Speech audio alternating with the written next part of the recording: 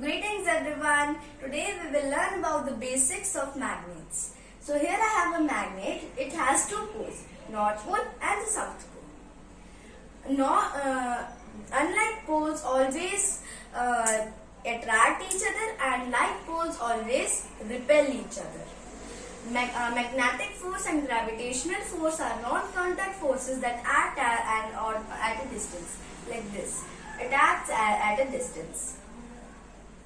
The magnetic power of a magnet is maximum at the edges and minimum at the center. Magnetic force acts along specific field lines that are known as magnetic field lines. So, they look something like this. Magnetic field lines begin at the North Pole and end at the South Pole. So friends, here we know that this is the Earth. This is its North Pole and this is its South Pole. God has set a very big magnet inside it. So the magnet's North is here and magnet's South is here. So if we take a thread and tie over it, the magnet will always point in one direction. So this is the principle of compass. Sailors use it to see directions. A compass always points to north direction.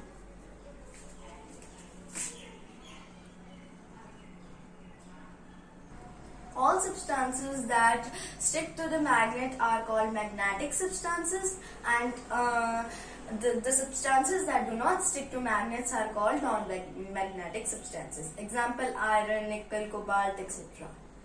We can change a magnetic substance into a magnet by rubbing it. So here we have a magnet.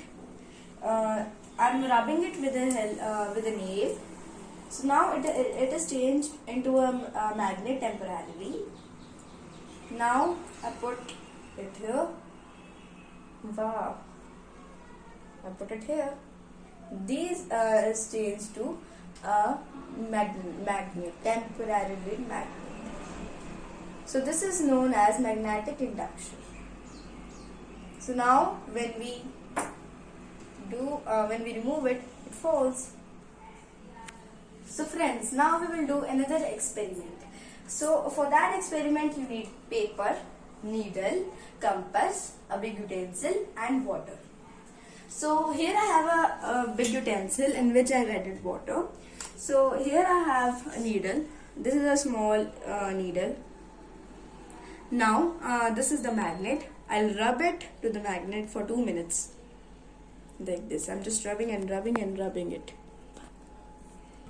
So now you can see, I think it has changed into magnet temporarily. Now I will add it in, put it in the paper, and now here I have a compass and I will let it float. So you will see it always points in the north-south direction.